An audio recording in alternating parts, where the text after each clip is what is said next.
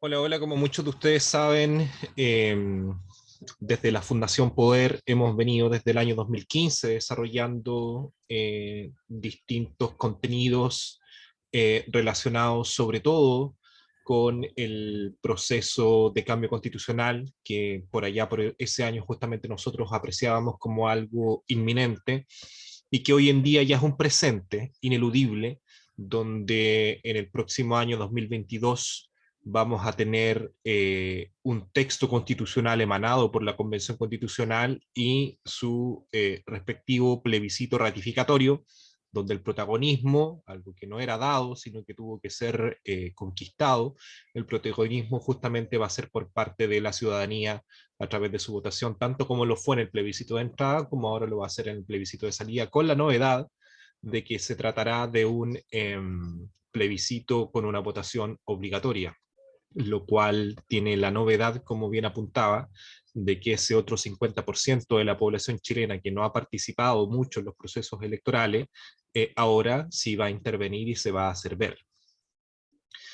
Hoy día tengo aquí una presentación respecto de la forma en cómo el Estado neoliberal ha intervenido el territorio en estos 40 años de vigencia del neoliberalismo. Esta es una presentación que realicé hace poco en el tercer Congreso del Sur que organizó la Universidad Austral de Chile, en particular el Centro de Estudios Regionales, y se enmarca dentro de la maduración de distintos análisis dentro del enfoque en el cual desarrollo la investigación privada con la Fundación Poder, que se basa en el eje de la modernización, la constitución y el Estado neoliberal. Y dentro de ese eje de estudio, por supuesto que siempre hemos estado acostumbrados a mirar el neoliberalismo como un asunto asociado a los dos grandes temas que han copado toda la discusión sobre el modelo neoliberal.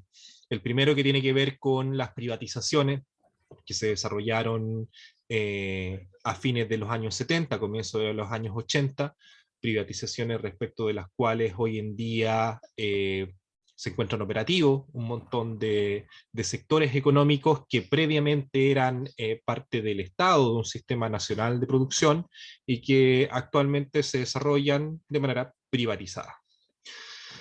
A su vez, el segundo tema que también potentemente el neoliberalismo ha protagonizado tiene que ver con la hipermercantilización a que ha dado lugar justamente ya la evolución de varias décadas de neoliberalismo en el país.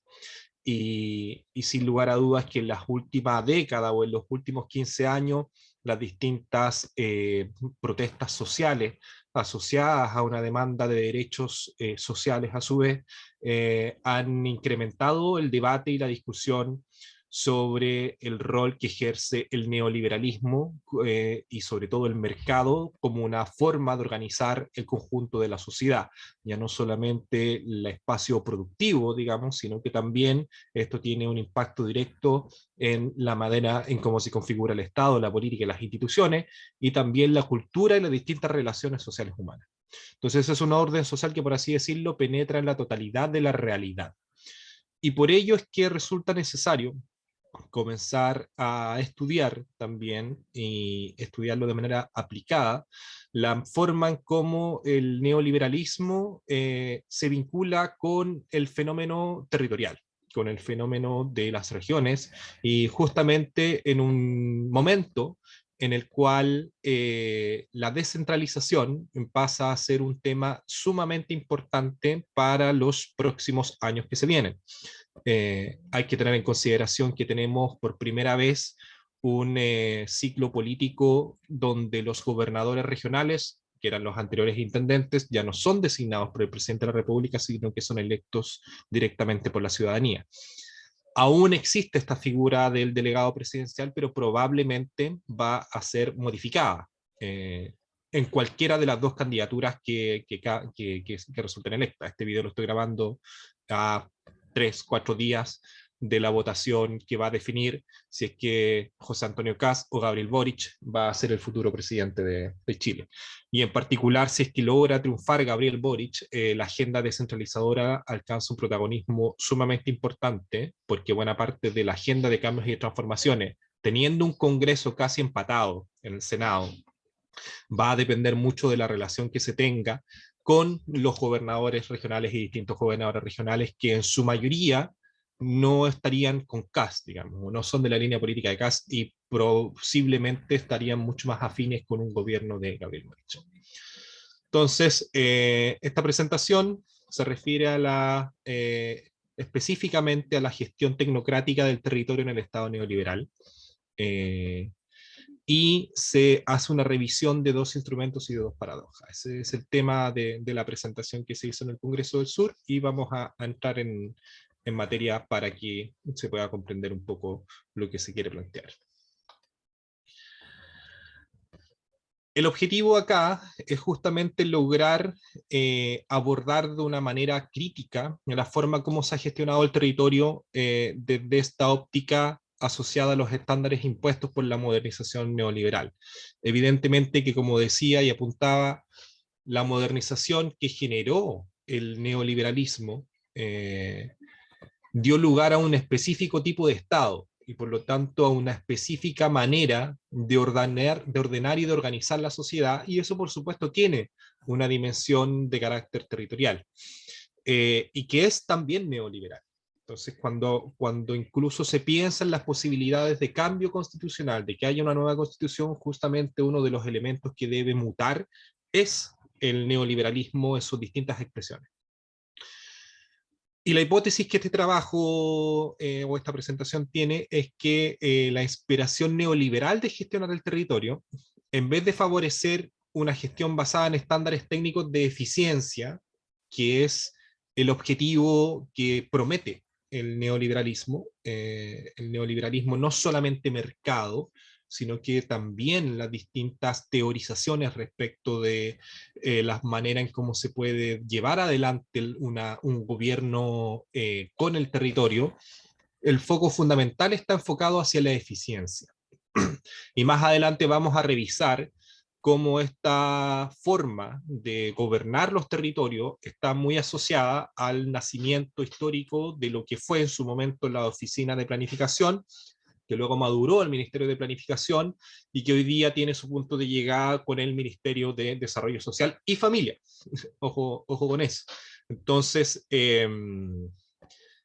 allí fundamentalmente la inspiración de los Chicago Boys, de los neoliberales de aquel entonces, se orientaba hacia justamente poder tener una presencia del Estado muy enfocada en la inversión pública y de gasto público que realiza el Estado para justamente llevar adelante los procesos de modernización y para, entre otras cosas, colocar a los distintos territorios en el engranaje de circulación del capital. Entonces ahí tenía que haber una inversión pública que tenía que ser eficiente para llegar a aquellos lugares donde se necesita, no solamente desde el punto de vista de la infraestructura para la reproducción del capitalismo chileno, sino que también para poder catapultar o sacar a una buena parte de la población de la pobreza, puesto que para el paradigma neoliberal la pobreza se erige como una falla de mercado.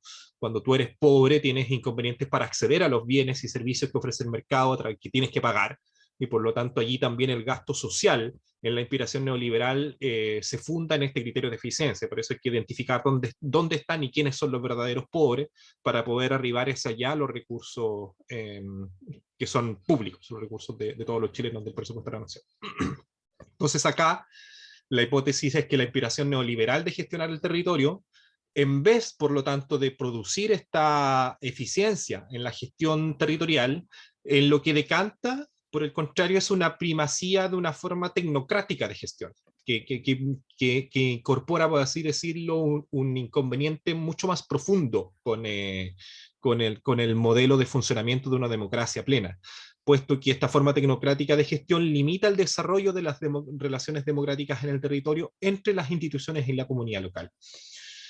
Aquí, polémicas más, polémicas menos, no hay que perder de vista que la agenda neoliberal de la Constitución del 80 lo que perseguía era sacar al gobierno militar, eufemísticamente dicho como gobierno militar, sino que a la dictadura, sacarlo desde ese lugar de condición dictatorial o excepcional y llegar en algún momento hacia un proceso de estabilización democrática.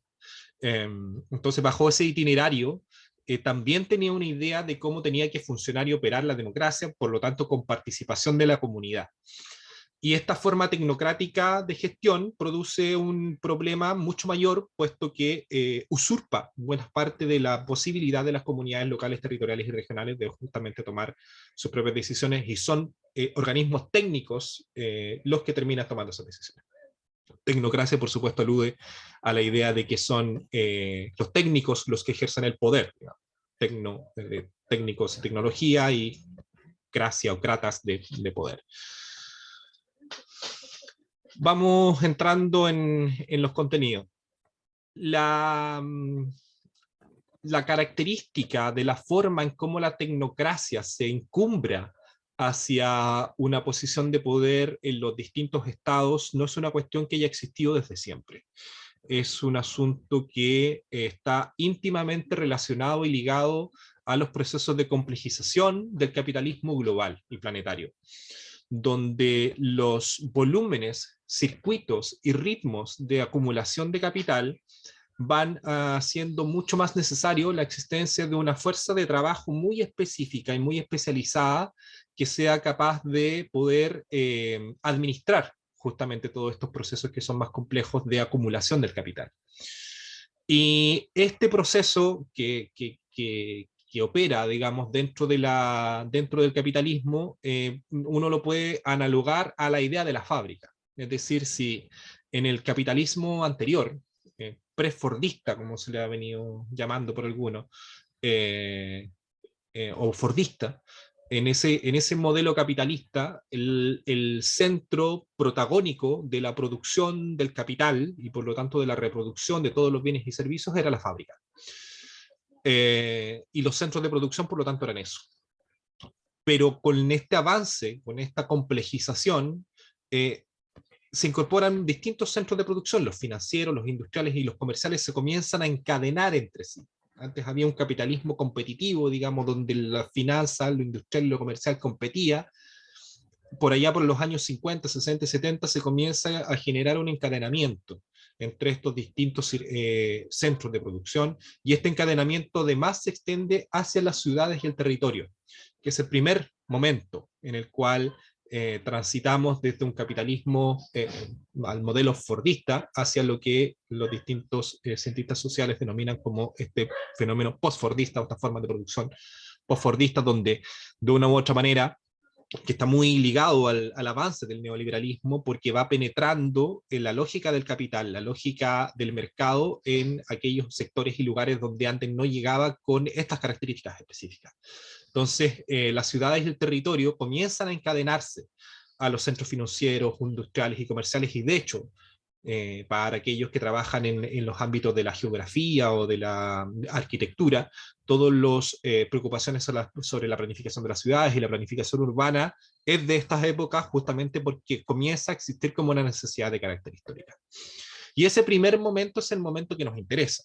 Esta diapositiva que tengo acá es de otro trabajo, que es un trabajo que aborda rupturas y continuidades del capitalismo actual, y donde se destacan 5 puntos que son característicos del capitalismo que tenemos y el capitalismo que se nos viene. Y este es un punto justamente respecto del capitalismo que se nos viene, que ya está instalado, que es esta forma de capitalismo digital que han caracterizado algunos autores en la literatura. Y hoy en día justamente se está comenzando a analizar cómo la pandemia en particular, el COVID-19, y las pandemias que se vengan, porque para muchos el COVID no es nada más que el anticipo de una situación en la que vamos a tener que estar preocupados de distintas situaciones sanitarias que nos obliguen a cambiar y mutar muchas de las maneras en cómo vivíamos. Hay un antes y un después de esta pandemia del año 2020 y 2021. Y justamente una de esas novedades es que se viene a convertir la casa, lo doméstico, la intimidad como una parte más de la fábrica. Decir, si antes fue el encadenamiento de los centros de producción hacia el territorio, Si luego se expandió hacia el conjunto de la socialización humana a través de los mecanismos de capitalismo digital, hoy en día las web, las apps, o sea, la web y las apps generan y el Big Data generan una forma en la cual toda nuestra socialización está encadenada a las maneras de acumulación en el capitalismo contemporáneo.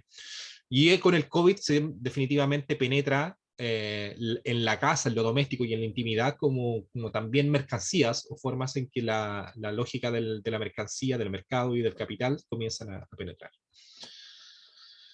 Entonces, este fenómeno, este primer fenómeno que les comentaba, que es este encadenamiento del capitalismo, del capital, de los centros de producción con el territorio, es como el primer momento en el cual uno puede comprender que, por supuesto, los estados, los gobiernos y la administración pública comienzan a mirar, por lo tanto, a las regiones.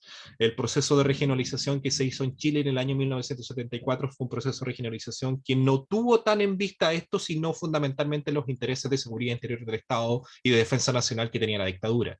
Y de allí, por ejemplo, muchas de las incoherencias que tiene el proceso de regionalización que tuvo Chile, que yo creo que recién comenzó a encadenarse bajo los prismas de carácter neoliberal, después, digamos, con la democracia, con los primeros gobiernos demócratas cristianos, yo diría por ahí, en el primer gobierno de Elwin hasta el gobierno de Frey, se comenzó a articular fundamentalmente una relación de gobierno con el territorio un poco más nítida, que, por así decirlo, separada de estas consideraciones de defensa nacional, de gobierno interior, que era lo que tenía la dictadura. Entonces, este primer fenómeno de encadenamiento de las ciudades con los centros de producción y por lo tanto una preocupación del Estado y la administración pública se combina con un segundo fenómeno, también del capitalismo que tenemos y el capitalismo que se nos viene, que es aquella alianza dominante que protagoniza los procesos de acumulación de capital hoy, es decir, quién manda dentro del capitalismo contemporáneo. Y como ya lo apuntaba recién, el protagonismo que han ido adquiriendo las tecnocracias en los distintos estados, en los distintos países, o en la forma de producción contemporánea en realidad, es porque justamente hoy en día conforman la alianza dominante. Gracias a Gramsci, gracias a Poulantzas y otros tantos autores marxistas del siglo XX, ahora, a diferencia de los primeros marxismos, podemos tener muy en claro que la manera en cómo la burguesía, la clase dominante, ejerce su poder respecto del conjunto de la sociedad, no es en ningún caso de una manera directa y monolítica, digamos. No es que burgueses estén por una parte y el resto de la clase trabajadora esté por otra, sino que lo hacen a través de alianzas y un trabajo hegemónico, alianzas con ciertos segmentos y franjas de la clase trabajadora que son fuerza de trabajo. Y justamente acá, la alianza que se genera es entre los propietarios del capital, por supuesto, siempre como protagonistas en el capitalismo, la burguesía, pero que necesita, que requiere hoy en día y que los ha elevado a un nivel de aliados fundamentales y centrales, son las tecnoburocracias, específicamente las financieras, que organizan y gobiernan culturalmente al resto de las otras tecnoburocracias, y esas tecnoburocracias financieras aliadas de manera muy cercana con esta fuerza de trabajo que está altamente calificada en conocimiento y desarrollo tecnológico. Y esta alianza está incluso, yo diría, en algunos países como Chile todavía en configuración. O sea, en Europa, con la introducción de la zona euro, uno de los partes del diseño era el Plan Bolonia, que lo que perseguía era justamente encadenar al modelo de educación superior a el modelo productivo, a las empresas. Y acá en Chile, si bien esta es una discusión que tiene como ya una década, creo que los niveles de economía del conocimiento que tenemos hoy en Chile están como muy, muy bajos, los niveles de propiedad, las cifras de propiedad intelectual en términos de la cantidad de licencias, patentes que tiene el país, son muy bajas y por lo tanto la transferencia tecnológica desde universidades hacia el sector privado todavía es una cuestión muy, muy reducida, además por cierta resistencia de una comunidad académica de cierta tendencia progresista justamente regular eso, y limitar esa transferencia tecnológica. Pero esto ya es una realidad, yo creo que ineludible, que en el resto del planeta está funcionando así. De una u otra manera, los financiamientos incluso de muchas investigaciones se hacen a partir de financiamientos privados en distintos lugares. Entonces, para ir cerrando la idea, el protagonismo que las tecnocracias tienen es por consecuencia de estos dos fenómenos. Y hay una tecnoburocracia que comienza a ser la protagonista. Entonces, esto tiene mucha relación, por supuesto, con la manera tecnocrática en cómo el Estado chileno, el Estado neoliberal, se relaciona con el territorio. Entonces, el objetivo de este trabajo es poder describir dos instrumentos que tienen una inspiración neoliberal, es decir, el objetivo es poder describir por qué justamente estos dos instrumentos tienen una inspiración neoliberal. Alguien podrá asegurar que no. Pero justamente la hipótesis de este trabajo, de esta investigación, es poder articular la idea de que sí lo son, que tienen una inspiración neoliberal, y que esa inspiración neoliberal, por supuesto, termina favoreciendo la forma tecnocrática de gobernar el territorio. A lo que nos debe llevar a concluir que, por lo tanto, si lo que queremos es cambiar la constitución, cambiar el modelo y cuestionar el neoliberalismo, eso implicaría, entre otras cosas, poder también colocar en entredicho la manera en cómo operan estos mecanismos. Quizá no el mecanismo, sino la forma en cómo funcionan y cómo operan. Y lo segundo es que también se describen dos casos paradójicos, porque, como ya apuntaba, la tecnocracia como manera de gobernar el territorio tiene por efecto una devaluación o una distorsión de procesos democráticos dentro de los territorios. Y esa distorsión opera, por así decirlo, en que hay una contraposición.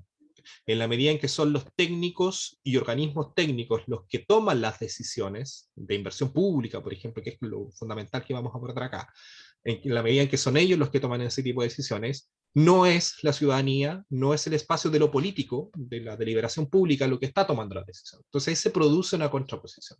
La medida en que unos deciden, son otros los que no deciden. Pero hay dos casos paradójicos en los cuales pareciera ser que no ocurre ese fenómeno, que no es lo económico, lo técnico, lo que toma las decisiones, sino que es el espacio de lo político, pero que contradictoriamente tienen un efecto inverso.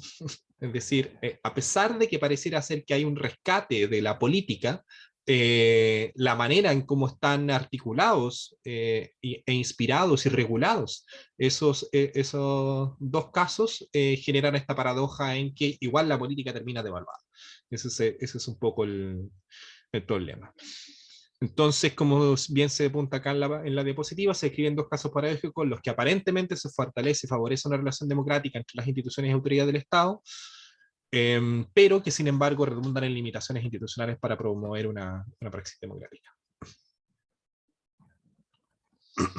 Ahora, como hay tiempo, vamos a abordar algunos aspectos genéricos sobre el neoliberalismo que van a servir para poder entrar ya más específicamente después a las herramientas y a los instrumentos que tienen una inspiración neoliberal. Porque justamente para poder decir que tienen una inspiración neoliberal hay que saber por qué tienen una inspiración neoliberal.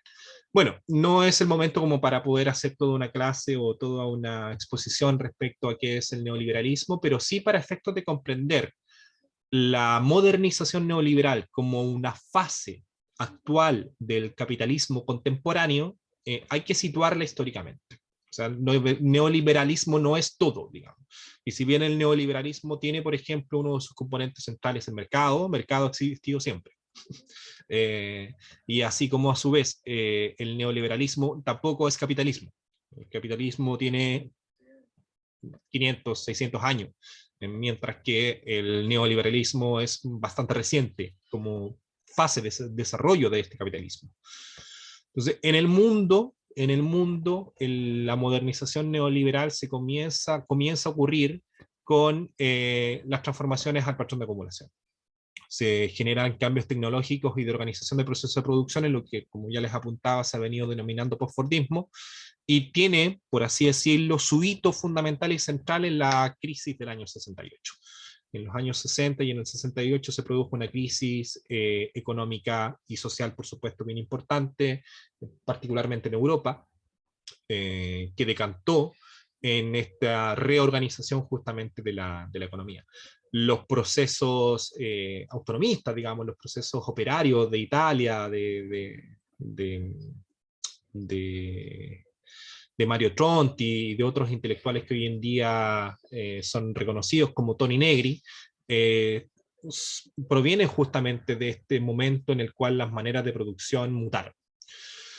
Y en Chile, que es lo que nos importa a nosotros, llega esta influencia neoliberal básicamente en dictadura. Chile tiene la peculiaridad de ser el país más neoliberal del planeta porque su instalación fue a sangre y fuego. Fue en un contexto no democrático, en ausencia de deliberación, porque justamente los cambios, el paquete de medidas de reformas y transformaciones para que el neoliberalismo comience a operar y a construir, edificar un orden social, es un paquete de medidas que en general las sociedades tienden a rechazar, digamos, en aquellos países en los cuales el neoliberalismo no se instaló por dictaduras, no termina con el modelo neoliberal como tiene el chileno. En el resto de América Latina, donde el neoliberalismo se intentó instalar después, en un contexto fuera de los contextos dictatoriales, las resistencias por parte de la ciudadanía fueron bastante grandes. Por ejemplo, en México, cuando comienzan a pretender instalarse y profundizarse distintas políticas neoliberales, es donde surge el movimiento zapatista del año 94. Entonces, en Chile, la influencia fundamental es la de los Chicago Boys, que como muchos han planteado, generó una revolución capitalista en el país. Y esto es importante porque también implicó una revolución en la conciencia de las clases burguesas de aquel entonces. Por primera vez en Chile, las clases dominantes, las clases burguesas, lograron adscribir a la libertad de precios. Hasta antes de eso, los burgueses, la burguesía estaba acostumbrada, porque era parte de la manera en cómo se desarrollaban los consensos del Estado y del bloque histórico en el Estado Nacional Popular, la fijación de precios era una cuestión que hacía la autoridad. Y la libertad de precios fue una de las primeras medidas que la dictadura y los Chicago Boys implementaron recién en el año 74. Entonces, los Chicago Boys, por esta influencia ya hoy día estudiada y conocida, con antecedentes en la misión Klein Sachs en los años 50, 60, luego ya definitivamente con el acuerdo entre la Universidad Católica y la Universidad de Chicago, donde algunos estudiantes de acá fueron a estudiar en Chicago, ahí fueron educados en el neoliberalismo. Y justamente esos intelectuales, que son los Chicago Boys, fueron los protagonistas de este proceso de cambios y transformaciones. Esto ya es historia hoy en día, afortunadamente, mucho más conocida. Entonces, ahí se describen algunas de las pilares de los cambios que se hicieron, que tiene que ver con la reforma del conjunto de los servicios sociales, salud, educación, previsión social, que se privatizaron, la reforma también al sistema judicial y el aparato burocrático administrativo, que es esta idea de la regionalización, que es justamente lo que vamos a enfocarnos acá, y la desregulación del trabajo y la modificación de sus formas organizativas, que fue el plan laboral de Piñera, que comenzó del hermano de Piñera, del presidente, del José Piñera, también el creador de las AFP, que comenzó a modificar justamente y aplicarse por allí por el año 79. Pero ¿cuál es la idea que hay que comprender para poder identificar o decir que hay una inspiración neoliberal en los mecanismos que vamos a estudiar acá? La idea central es que el mercado es el único y preferente asignador de recursos y principal herramienta de solución de problemas sociales. Esa es la idea neoliberal principal. Es decir, que el mercado, como les decía, que existió siempre, pero la novedad ideológica que traen los neoliberales es decir que el mercado es el único y preferente asignador de recursos y es la principal herramienta de solución de problemas sociales. Es decir, para todo problema social tenemos que crear un mercado. Oferta, demanda, precio, y eso lo paga la persona de su bolsillo o lo subsidia el Estado. Entonces, para cada problema hay que crear un mercado. Y en consecuencia, las leyes económicas son las leyes que gobiernan la política. Por eso el reforzamiento que tiene la Constitución neoliberal, el Banco Central y su autonomía, donde las subidas y bajadas de tasas de interés, la política monetaria, son cuestiones que quedan sustraídas de la discusión política y es un órgano autónomo el que termina tomando esas decisiones. Hay toda una discusión actual sobre si esa autonomía del Banco Central es conveniente o no. bajo el prisma, bajo el prisma neoliberal es una institución típicamente neoliberal, pero igual hay que estudiarla en su mérito. Lo importante acá es que no solamente se aplica la política monetaria a la política fiscal, sino que en el conjunto de la lógica de todos los procesos de toma de decisiones se separa la economía, funciona por sus propios ritmos y se autonomiza de la sociedad y la política que corre a otro ritmo. Y por lo tanto incluso ejerce una presión lo económico para que la deliberación democrática tenga techos y tenga límites. Acá lo que vamos a analizar son dos instrumentos de política pública que entregan a instancias y consideraciones puramente técnicas y estandarizadas decisiones sobre inversión pública para favorecer el desarrollo local. Y con ello reducen al mínimo la posibilidad de intervención decisiva de actores públicos, representantes de la voluntad popular o participación ciudadana, y esto bajo el prisma típicamente neoliberal de que la intervención de la política o lo político en decisiones técnico-económicas distorsiona una adecuada decisión racional. Porque esa es la lógica de la ideología neoliberal, es que la política, por el populismo, por las clientelas que se generan, por la presión de los grupos de interés, termina tomando decisiones que no están inspiradas en consideraciones de carácter racional, que es una racionalidad instrumental, económica, matemática, que es justamente lo que debería ser el prisma en cómo se toman las decisiones. De allí el rol de los técnicos, digamos. O sea, y estos dos instrumentos son instrumentos en los cuales la inversión pública, es decir, la inversión en infraestructura, por ejemplo, la terminan decidiendo organismos puramente técnicos. ¿Qué se construye? ¿Dónde se construye? ¿Cómo se construye? ¿A quién beneficia eso? Son cuestiones que termina resolviendo instancias puramente técnicas. En algún momento pasan las decisiones políticas que tienen que ver con los programas de gobierno, con las decisiones gubernamentales, pero al final las decisiones de diseño específico y de implementación terminan siendo entregadas a organismos técnicos. Ejemplos de esto hay mucho, el Transantiago, el Caucao. Entonces, no solamente hay cuestiones de fracaso, sino que también hay buenos proyectos desde otro punto de vista, pero lo importante es poder identificar la lógica de cómo interviene lo político, lo democrático y cuáles son los límites y dónde ya la tecnocracia comienza a tomar el poder de la toma de decisiones. Y acá hay dos instrumentos, el FRIL, que es el Fondo Regional de Iniciativa Local, que yo lo selecciono porque justamente aquí es donde comienza a generarse una tensión por la introducción en el último tiempo de formas de participación ciudadana para definir cuáles son los proyectos concretos y específicos que se van a financiar a través de este fondo.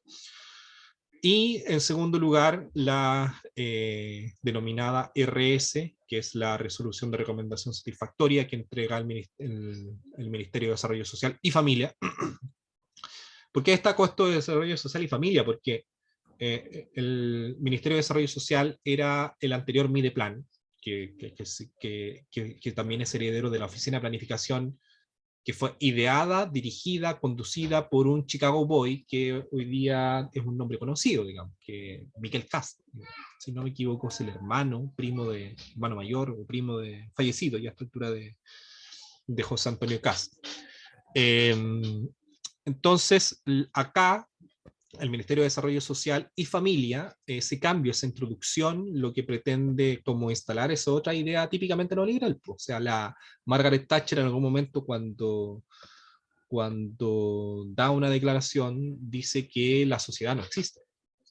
Y niega justamente que existe la sociedad, sino que existen individuos, existen personas con sus intereses individuales y sus familias. O sea, a lo más existe una segunda cosa que es la familia.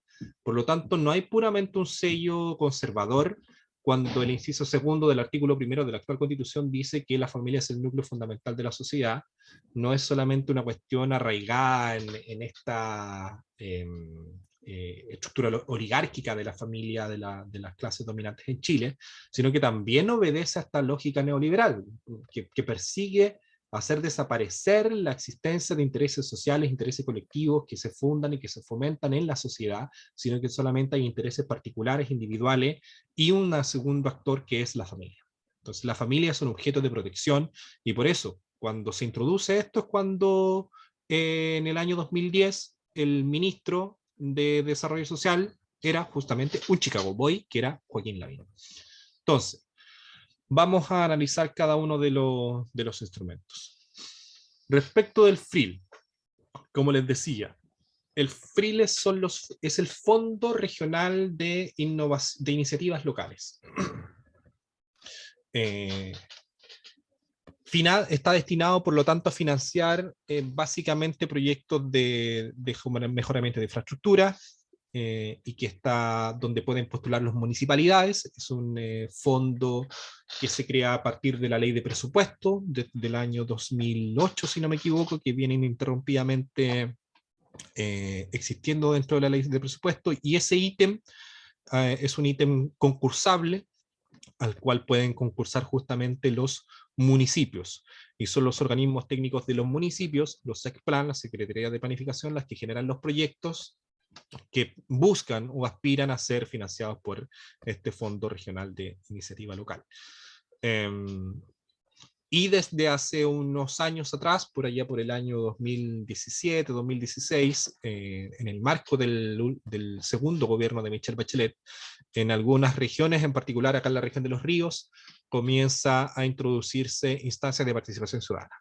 Es decir, que la definición sobre cuál van a ser los proyectos que se puedan implementar, los municipios puedan establecer instancias de participación. Consulta, por lo tanto.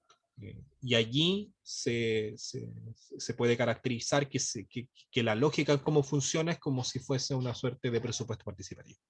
Es decir, que hay un pedazo del presupuesto que si bien es concursable en la manera como al final se decide, los proyectos que se van a priorizar se hacen a través de mecanismos de participación ciudadana. Y hay un instructivo que dicta el gobierno regional, que regula justamente la forma en cómo la participación ciudadana debe ejercerse. Entonces, como les anticipaba, aquí se aprecia, por eso seleccioné el FRIL, aquí se aprecia la tensión entre una decisión que se entiende casi por regla general como una decisión técnica, y así ocurre con todos los demás proyectos, por ejemplo, de obras públicas, que son los más grandes, que es la cartera de inversiones que maneja el Ministerio de Obras Públicas. En estos otros proyectos de infraestructura se da esa tensión, es una decisión técnica, no le podemos entregar a la ciudadanía, y una decisión puramente ciudadana con distintos niveles de conocimiento respecto de asuntos de ingeniería, por ejemplo, distintos emplazamientos, tamaños, formas, etcétera, de algún proyecto.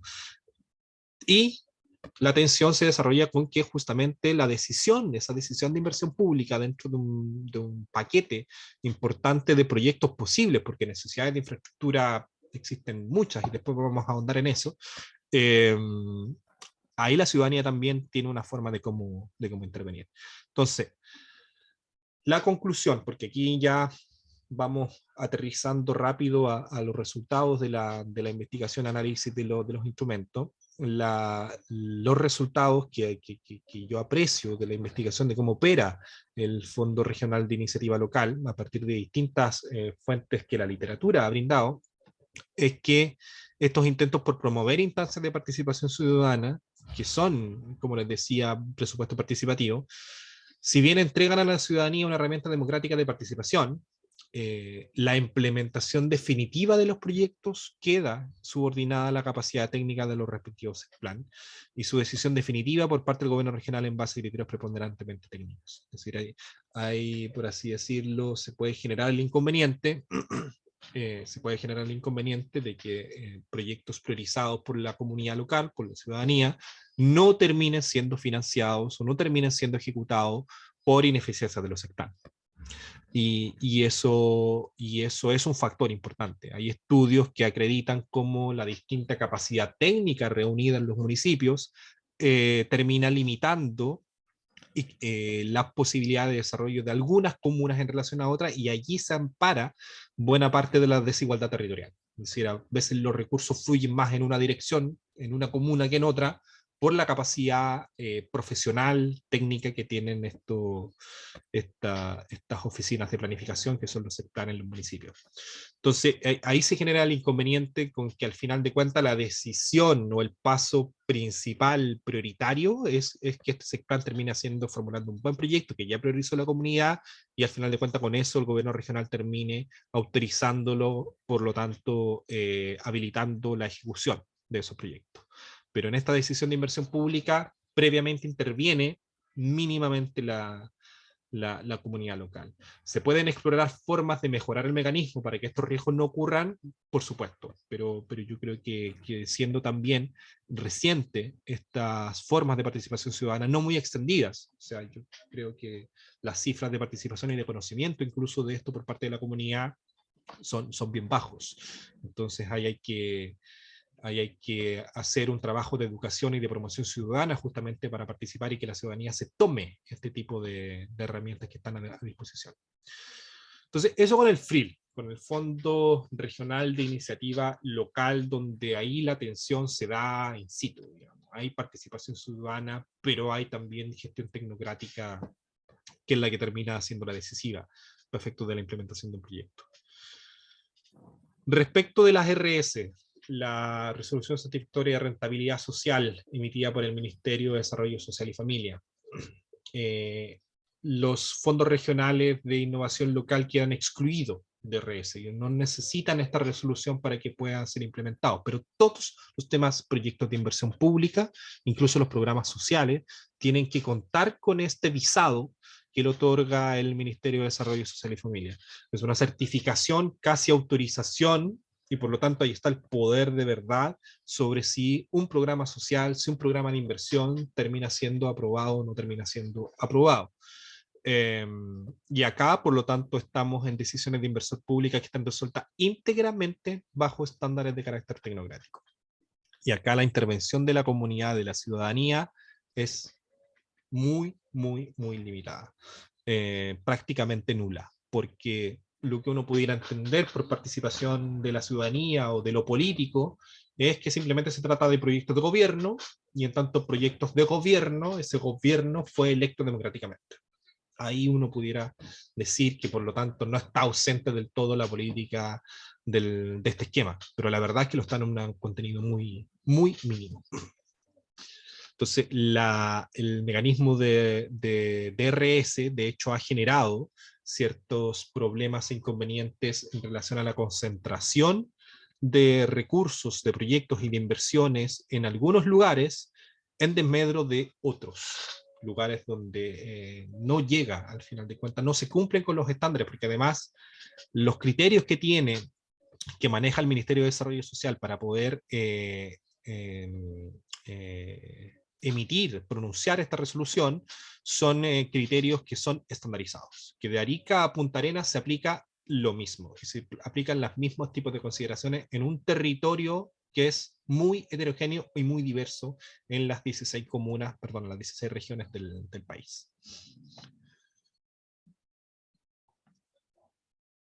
Entonces, respecto de los primeros aspectos a estudiar, que son estos dos instrumentos de política pública, el FRIL y el RS, pudiéramos decir que es en este último, en la resolución satisfactoria de rentabilidad social, donde la tecnocracia termina tomando decisiones que no necesariamente, como decía la hipótesis, son eficientes.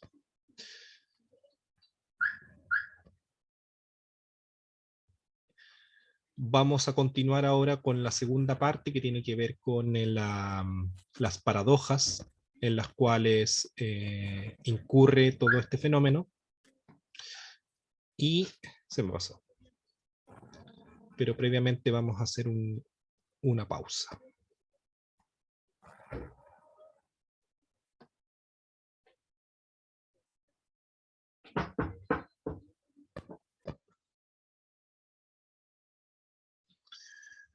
Perfecto. Ahora podemos continuar y ir inmediatamente a lo que se refiere a las denominadas paradojas, que como les decía, vamos a describir dos situaciones en las cuales aparentemente la gestión tecnocrática no es la regla, sino que la regla es lo contrario, la deliberación democrática, la protagónica y por lo tanto la intervención de lo político en la toma de decisiones, que debiera ser lo lógico en los regímenes y en los sistemas democráticos, pero hay aspectos que distorsionan esta situación.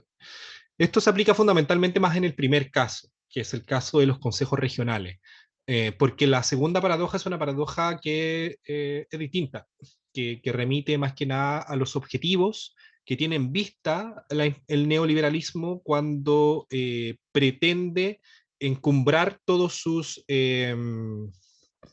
mecanismos de gestión del territorio hacia la eficiencia. De hecho, la intervención tecnocrática eh, termina operando, según lo que sostenemos acá en esta investigación, termina operando como un defecto respecto de los estándares democráticos y respecto de la forma en cómo la ciudadanía debiera ser la protagónica en un sistema donde son los ciudadanos los que toman las decisiones. Pero bajo el prisma neoliberal, la intervención de lo técnico y la tecnocracia parece ser una cuestión que forma parte de su engranaje. El punto está, y después lo vamos a ver, es que eso requiere elevados niveles de modernización porque la desigualdad territorial, por ejemplo, que es uno de los aspectos que caracteriza a la realidad chilena y sobre todo acá en la región de los ríos, la desigualdad territorial genera que los desarrollos sean desiguales en distintos planos, en lo cultural, en lo económico y en lo social, y por lo tanto, ojo, los niveles de modernización son a su vez distintos. Entonces ahí hay una paradoja que también es distinta porque el neoliberalismo orientó o pretendió orientar una acción estandarizada con fines a que haya un desarrollo lo más homogéneo posible, pero la realidad territorial, 40 años después, sigue siendo lo contrario. Los territorios son muy diversos, muy heterogéneos, y eso tiene un efecto importante que es otra paradoja que acá también intentamos describir. Pero volvamos a lo primero, que tiene que ver con los consejos regionales. A ver, los consejos regionales están compuestos por representantes que son electos por la comunidad, y estos son elegidos en votación popular, los elegimos hace poco incluso, junto con los diputados, senadores y el presidente de la República, y parece, por lo tanto, inducir una forma más democrática y participa de las decisiones de inversión del territorio, porque justamente los consejos regionales, por así decirlo, un core es como un banco de la región. Si hubiera que simplificarlo, no es propiamente un banco, pero es de cierto modo quien administra la plata y el presupuesto más importante a través del Fondo Nacional de Desarrollo Regional, que es el fondo que el presupuesto de la nación dispone para que las regiones se desarrollen y tengan poder. Entonces, desde ese punto de vista, el Consejo Regional decide directamente sobre ese presupuesto, así como el Congreso Nacional decide sobre el presupuesto de la nación, a propuesta del presidente de la República. Acá se da el esquema similar. A propuesta del gobernador regional, es el Consejo Regional el que resuelve la manera en cómo se distribuye ese presupuesto en el plano regional. Entonces, desde allí se sugiere una predominancia de lo político por sobre lo tecnocrático, ¿no? Porque, por supuesto, al haber representantes electos, es lo político lo que resuelve, lo que toma las decisiones, y no es la tecnocracia. Sin embargo, la paradoja consiste en que estos consejeros regionales construyen o pueden construir una relación clientelar con la comunidad local que es poco controlada por la regulación. ¿Por qué clientelar? Porque justamente las reelecciones, por ejemplo, de los distintos consejeros regionales, están muy vinculadas a la presencia que ellos tuvieron en la implementación de los gobiernos, perdón, de los proyectos que ellos también aprobaron. Y hay una práctica, yo creo que poco afortunada por parte de varios consejeros regionales que, que se muestran en periodos de campaña, en actividades donde hay inversión pública, que por supuesto eso es un motivo de alegría para muchas comunidades, pero las ligan a sus procesos de campaña. comunicacionalmente, no directamente, porque evidentemente eso implicaría intervención de Contraloría y otro tipo de investigaciones, pero comunicacionalmente se terminan relacionando ambas cuestiones. Y, y allí es donde la clientela se puede generar, por supuesto también incluso en la búsqueda de personas o de grupos de la comunidad local que aspiran a tener fondos o a recoger proyectos del fondo de desarrollo regional o cualquiera de los otros fondos que manejan el Consejo Regional.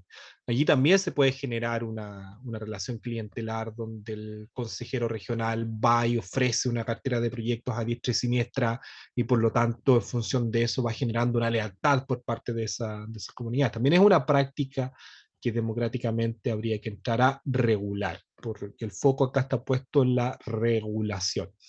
Eh, Depende de los actores políticos si la cambian o no, si la valoran positiva o negativamente. Yo, fuera de posicionarme en una o en otra de las opciones, creo que lo que hay que hacer es regularlo, para que justamente no se genere esta relación clientelar entre el core y la comunidad local que aspira a financiar de un proyecto específico o que persigue que se financie algún sector de su comunidad. Eh, Aquí voy a ir directo a los resultados, después vamos a volver solo sobre los otros que también son dos elementos más complejos. Los resultados respecto del Consejo Regional es que las atribuciones particulares en las cuales puede detonarse este clientelismo, que es un vicio democrático, en mi criterio, es en todas estas letras o literales del artículo 36 de la Ley Orgánica Constitucional de Gobierno de Administración Regional, que es la que regula las atribuciones del Consejo Regional. Y allí son fundamentalmente 6 atribuciones que están relacionadas a la inversión pública y a las decisiones de inversión pública. El artículo 36 en su letra C bis, que se refiere a los planes de inversión de infraestructura de movilidad y espacio público asociados a los planes reguladores metropolitanos intercomunales. La letra D, que se refiere al plan de desarrollo de la región y el proyecto de presupuesto regional, así como las modificaciones al presupuesto regional, porque no está escrito piedra, puede modificarse, pero eso se hace con acuerdos del Consejo Regional.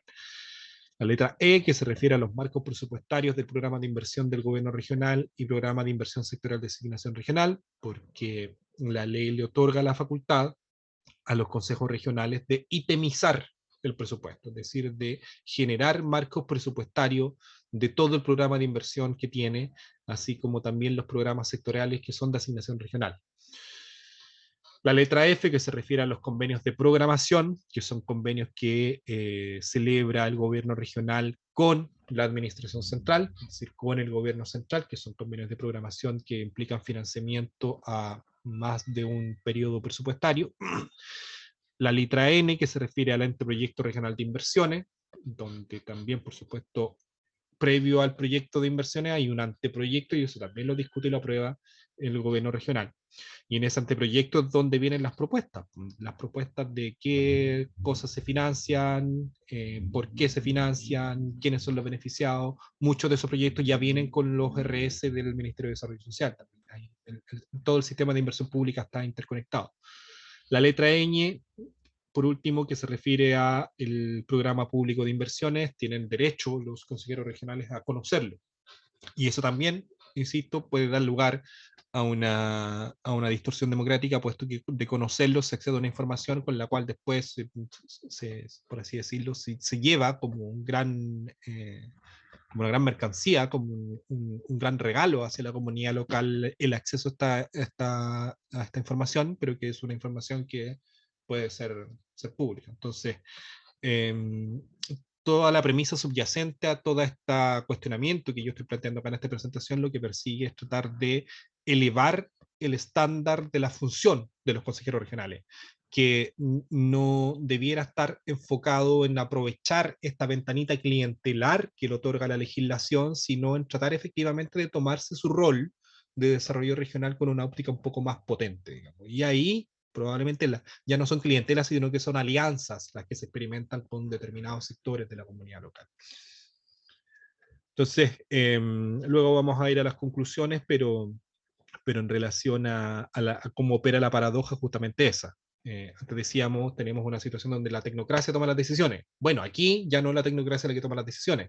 Ustedes eligen a sus consejeros regionales y esos consejeros regionales son los que deciden la inversión pública regional. Pero, y ahí está el pero, hay y ahí está la paradoja, hay una ventanita donde todas estas atribuciones y facultades que tienen los consejeros regionales, que yo no creo que deban no tenerlas, al contrario, todas estas atribuciones en ausencia de regulación pueden terminar siendo utilizadas de manera clientelar, que, insisto, es un vicio democrático. Vamos a lo último, para ir cerrando previo a las conclusiones, que se refiere a la segunda paradoja. Como les decía, la segunda paradoja tiene que ver o se relaciona con los objetivos que tiene en vista el predominio de la tecnocracia para la concepción neoliberal de democracia. Si uno lee los libros de Hayek, si uno lee los libros de los demás autores más ideológicos del neoliberalismo,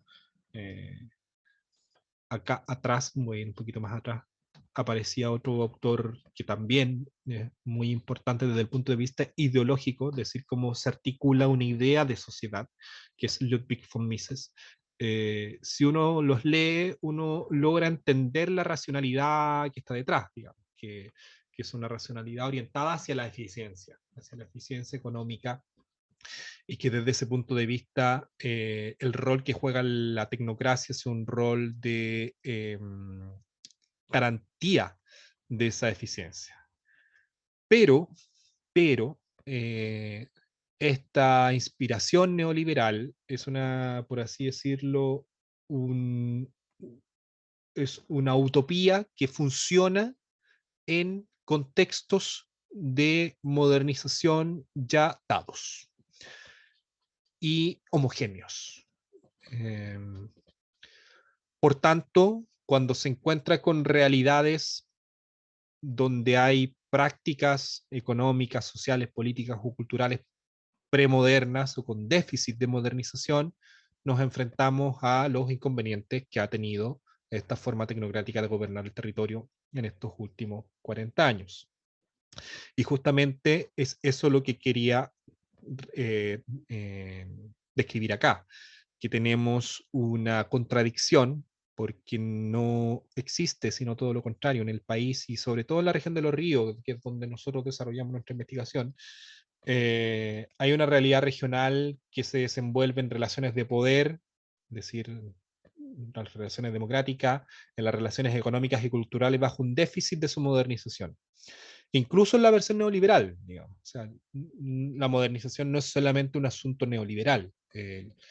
La gran pugna del siglo XX, la pugna política del siglo XX, que terminó alineando las grandes y configurando los grandes alineamientos políticos de la política chilena del siglo XX, del Estado Nacional Popular, fue una pugna por la modernización.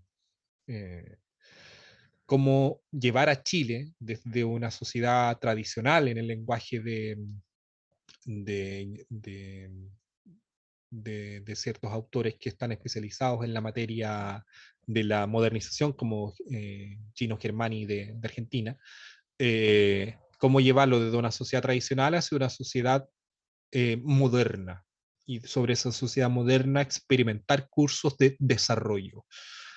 Esa fue la pugna política del siglo XX. La unidad popular era una apuesta de modernización. Y esa apuesta de modernización no logró la mayoría, que era distinta de la revolución en libertad de la democracia cristiana. Y esa apuesta de modernización de la UP terminó, por supuesto, truncada con el golpe de Estado y se terminó instalando sangre y fuego, como le explicaba, esta otra forma de modernización que es la neoliberal. Y en esa forma de modernización neoliberal, que es la que tenemos hasta hoy en día, en los territorios, incluso en esa versión, no logra completar el estándar en 40 años. Por lo tanto, la economía, la política y la sociedad se siguen desarrollando, desenvolviendo en un marco de relaciones que son premodernas. Y de hecho, para el caso particular de nuestro territorio, acá en la región de los ríos, en algunos sectores está muy instalado la idea del fundo, derechamente, que no hay nada más premoderno que justamente la idea del fundo, que es propio de las sociedades oligárquicas, que insisto, ya el siglo XX había dejado atrás o intentaba dejar atrás.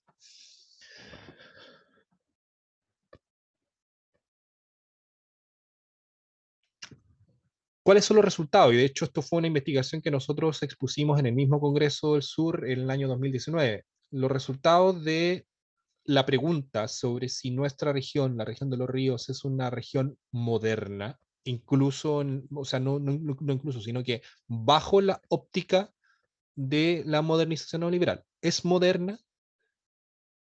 Las conclusiones están aquí descritas y articuladas sobre las siguientes ideas. La economía se destaca por una escasa industrialización y cuando existe esta industrialización se desarrolla en actividades con elevados impactos ambientales. O sea, de hecho, nuestra región es el paradigma de conflictos ambientales, tales como Celco. No solamente lo hace con altos efectos ambientales o impactos ambientales, sino que también con alta rotación y flexibilidad laboral. O sea, mucha subcontratación, empresas que suben, empresas que bajan, contratistas que entran, contratistas que salen, que ganan licitaciones, que pierden licitaciones. Hay una tercerización como mecanismo para eludir responsabilidades y no para dar eficacia a la implementación de proyectos. Es decir, y esto está asociado al multiroot que existió. La última reforma laboral lo intenta dejar afuera, pero todavía quedan ventanitas a partir de las cuales uno puede generar una tercerización, crear personas jurídicas distintas que contratan trabajadores que después no se hacen responsables, que se van a quiebra y eso pasa al resto del país.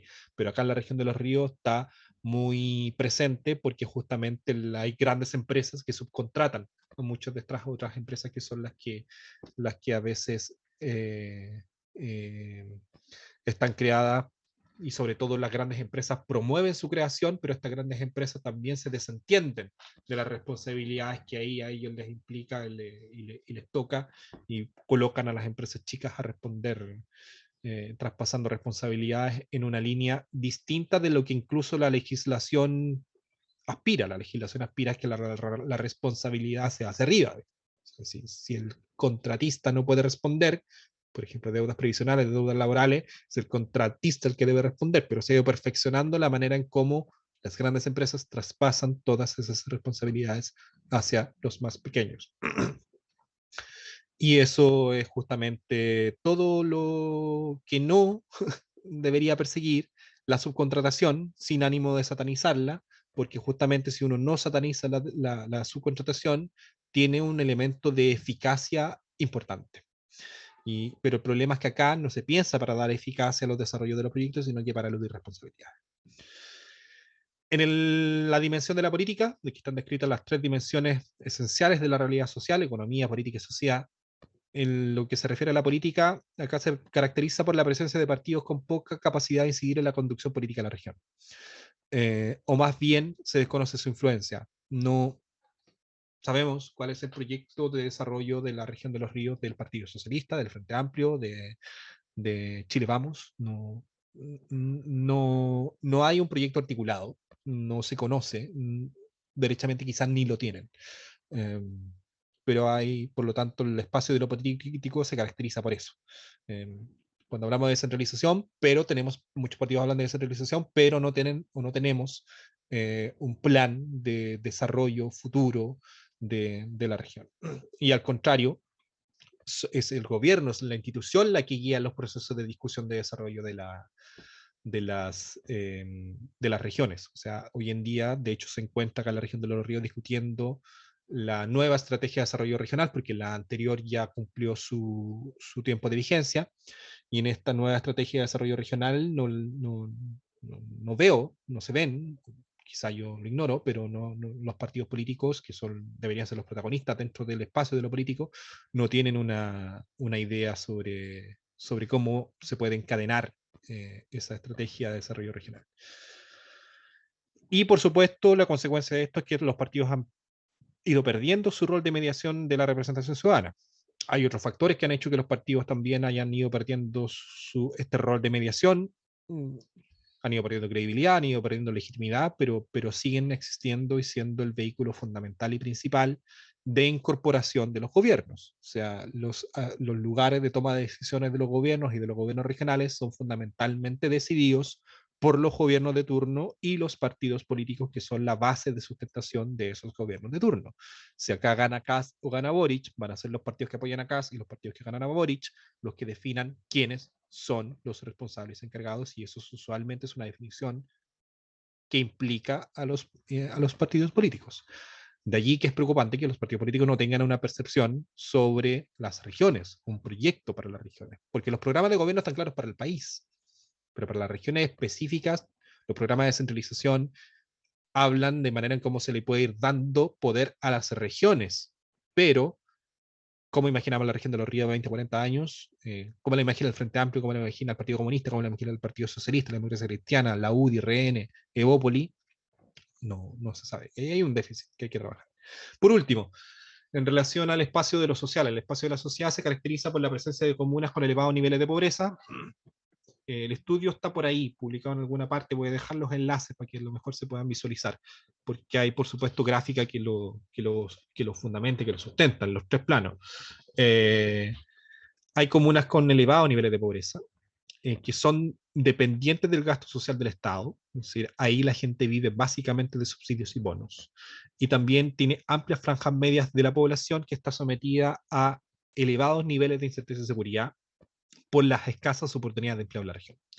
De hecho, si uno mira los datos del INE en relación a la prestación de servicios personales, privados, es particularmente preponderante en relación a otras regiones del país. Y por lo tanto, del Producto Interno Bruto Regional tiene un rol muy protagónico. Y esa también está en la gráfica que se la vamos a dejar compartida, pero la conclusión es esa. La conclusión es que estos sectores medios, que son los que trabajan con el boleteo, que son los que tienen prestación de servicio, microempresarios, emprendedores, trabajadores informales, no están sometidos a elevados niveles de incerteza y inseguridad porque justamente dependen de su propio trabajo y son trabajadores por cuenta propia. A diferencia del empleo formal, que se supone que debería crecer, se supone, vamos a ver, pero el empleo formal en la región de los ríos se sabe que es bastante escaso y donde existe es para empleos de baja calificación, pero con muy baja remuneración también. Conclusiones, y con esto vamos terminando. Primero, el Estado neoliberal ha favorecido una forma tecnocrática de gestionar el poder en el territorio. Primera conclusión, casi evidente. En estos 40 años, el Estado neoliberal, teniendo distintas alternativas, ha preferido una forma tecnocrática de gestionar el poder en el territorio. Esta forma tecnocrática del poder, segunda conclusión, se manifiesta fundamentalmente en las decisiones de inversión pública, es decir, sobre la plata y qué se hace con la plata. Ahí está la tecnocracia tomando decisiones casi exclusivamente. Tercera conclusión. El sistema de evaluación de proyectos de inversión pública tiene una inspiración neoliberal que ha sido aplicada acríticamente desde la dictadura hasta la actualidad. De hecho, les hablaba sobre la Oficina de Planificación, Mideplan y lo que es ahora el Ministerio de Desarrollo Social. Bueno, se ha ido formando incluso toda esa tecnoburocracia que copa esos espacios de la función pública a través de estos convenios entre la Universidad Católica Chicago y el gobierno de Chile. Hay programas que hasta el año 2010 todavía existían, programas de capacitación que venían con esa agenda, digamos, y con esos contenidos y brindados por esas mismas instituciones. Yo leía por ahí un artículo de prensa donde Arnold Haberger justamente destacaba cómo el sistema de inversión pública chilena era uno de los mejores del planeta a su óptica, a la óptica neoliberal, por supuesto, que entiende que la manera en cómo se evalúan los proyectos es la forma en cómo se toman decisiones eficientes. Cuarta conclusión. La tecnocracia como forma de gestión del poder en el territorio se opone a la democracia y a la promoción de una cultura democrática de empoderamiento ciudadano sobre el territorio. Esta oposición no necesariamente significa, y por eso la otra conclusión, que haya que llevar la crítica a la tecnocracia como una crítica al carácter técnico, profesional y burocrático de la gestión pública. Es decir, no es que aquí haya que sustituir La gestión pública por ciudadanos decidiendo. Alguien tiene que ejecutar. Y en esa ejecución tiene que ser justamente profesional, burocrática, técnica, y ahí juegan un rol. Lo técnico que pasa a ser tecnocrático es un salto que no es natural, y el modelo neoliberal lo ha hecho natural. Los déficits de modernización, quinta conclusión, los déficits de modernización en las regiones incrementa la importancia del proceso de toma de decisiones sobre inversión pública, sobre todo en infraestructura. Esto es tremendamente importante, a partir de lo último que apuntábamos. Si en la región hay bajos niveles de modernización, si uno de los rasgos de bajos niveles de modernización es la escasa infraestructura para el desarrollo que existe en distintos territorios y un desarrollo desigual que existe en algunas comunas, en comunas entre sí, dentro de las comunas, si eso es así y este déficit de modernización existe, las decisiones sobre inversión pública pasan a ser decisivas y tremendamente importantes. Entonces, la participación de la comunidad allí ya no es un asunto puramente eh, accesorio, sino que es fundamental. Efectivamente, decidir sobre, para el caso de la Isla del Rey, por ejemplo, plantas de desalinización del agua potable. Eso es una decisión vital para un sector que progresivamente tiene inconvenientes tremendos en términos de disposición hídrica, y así en otros lugares. Entonces, de allí que la participación de la comunidad se convierte en un actor decisivo y fundamental, porque los tiempos, las formas, los lugares de emplazamiento de los proyectos, la manera en cómo se prestan los servicios posteriormente, cómo accede la comunidad, a quiénes beneficia, los impactos ambientales y sociales que tiene, todo eso importa y para eso hay que consultar a la ciudadanía, pero de manera vinculante. Séptima conclusión. Resulta necesario regular la desviación clientelar en la que puede caer el Consejo del Gobierno Regional. Eso probablemente va a ser el próximo paso. Cómo esto se puede regular, eh, identificando el problema. Yo creo que a lo mejor a algunos consejeros regionales no les va a gustar, pero hay que intentar regular esa situación. Por último, los déficits de modernización de la economía, la política y la sociedad requieren una agenda de modernización basada en equidad territorial. Eso es como ya la conclusión que corona toda esta cuestión. Eh, la modernización neoliberal hay que ponerla en tela de juicio. Ojalá la Convención Constitucional pueda brindar ese juicio. Funcionó, no funcionó, fracasó, fue un éxito, qué sí funcionó, qué nos sirve, pero sí, lo que sí es claro es que hay que cambiarlo. Y esta agenda de modernización creo que hay que volver a impulsarla. En los últimos años únicamente se ha venido hablando de la modernización del Estado, pero la verdad es que hay que modernizar el desarrollo territorial. Yo creo que ahí hay un déficit muy, muy importante. El capitalismo del siglo XXI es un capitalismo que va a hacer depender mucho el desarrollo económico de la infraestructura que existe en las comunidades y en los territorios, y por lo tanto allí la equidad territorial va a ser un aspecto decisivo para que nadie se quede atrás del desarrollo.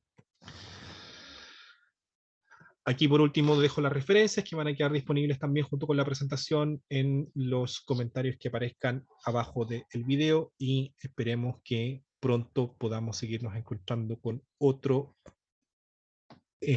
presentación o trabajo que sea igualmente interesante. Muchas gracias y nos estamos viendo.